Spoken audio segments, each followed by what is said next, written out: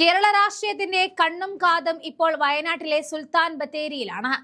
2026 നിയമസഭാ തെരഞ്ഞെടുപ്പിന് മാസങ്ങൾ മാത്രം ബാക്കി നിൽക്കവേ കേരളത്തിൽ ഭരണം പിടിക്കാൻ ലക്ഷ്യ 2026 എന്ന ബൃഹത്തായ പദ്ധതിയുമായിട്ട് കോൺഗ്രസ് തന്ത്രങ്ങൾ മെനയുകയാണ്.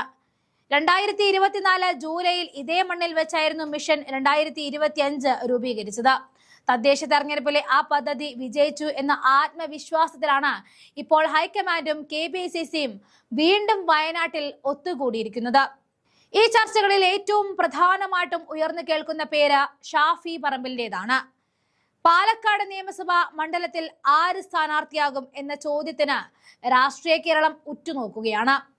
നിലവിലെ രാഷ്ട്രീയ സാഹചര്യങ്ങൾ, പ്രത്യേകിച്ച് രാഹുൽ മാങ്കുടത്തിനെതിരെ ഉയർന്നു വന്നിട്ടുള്ള ആരോപണങ്ങൾ കോൺഗ്രസിനെ ഗൗരവമായ ആലോചനയിലേക്ക് നയിക്കുന്നുണ്ട്. പാലക്കാട് കോട്ട നിലനിർത്താൻ ഒരു ഹെവി വെയിറ്റ് സ്ഥാനാർത്ഥി തന്നെ വേണമെന്ന നിലപാടിലാണ് നേതൃത്വമുള്ളത്. വടകര MP ആയി തിരഞ്ഞെടുക്കപ്പെട്ട ഷാഫി പറമ്പിൽ തന്റെ പഴയ തട്ടകമായ പാലക്കാടേക്ക് വീണ്ടും മടങ്ങിയെത്തുമോ? MP മാർ നിയമസഭയിലേക്ക് മത്സരിക്കേണ്ടതില്ല എന്ന പൊതു തീരുമാനത്തിൽ ഷാഫിക്ക് മാത്രമായി ഇളവ് നൽകുമോ എന്നതാണ് പ്രധാന ചർച്ച. ഷാഫിയെ പിന്തുണയ്ക്കുന്ന വലിയൊരു യുവനിരയും സംഘടനയ്ക്കുള്ളിലെ സ്വാധീനവും അദ്ദേഹത്തിന് അനുകൂലമാണ്.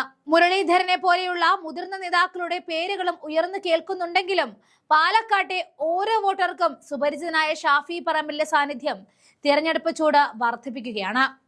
അതേസമയം ബത്തേരിയിലെ ക്യാമ്പിന്റെ ഏറ്റവും വലിയ പ്രത്യേകത പ്രിയങ്ക ഗാന്ധിയുടെ സാന്നിധ്യമാണ്. വെറുമൊരു യോഗമല്ല ഇത്. AICC general secretary KC Venugopal ഉദ്ഘാടനം ചെയ്യുന്ന ഈ ചടങ്ങിൽ കോൺഗ്രസിന്റെ കരുത്തുറ്റ 200 പ്രമുഖ നേതാക്കളാണ് അണിനിരക്കുന്നത്. KPCC ഭാരവാഹികൾ, MP മാർ, MLA മാർ, രാഷ്ട്രീയകാര്യ സമിതി അംഗങ്ങൾ എന്നിവർ ഉൾപ്പെടുന്ന ഈ 200 പേരുടെ നിരയ്ക്ക് മുന്നിലേക്കാണ് വയനാടിന്റെ പ്രിയങ്കരി പറന്നിറങ്ങുന്നത്.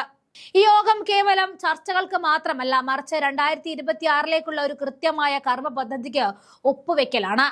ഭരണവിരുദ്ധ വികാരം ആളിക്കത്തിക്കുവാനും ശബരിമല സ്വർണ്ണക്കൊള്ള ഉൾപ്പെടെയുള്ള വിഷയങ്ങളിൽ സർക്കാരിനെ പ്രതിരോധത്തിലാക്കുവാനും പ്രിയങ്കയുടെ നേതൃത്വത്തിൽ ഈ 200 നേതാക്കൾക്ക് കൃത്യമായ നിർദ്ദേശങ്ങൾ നൽകും.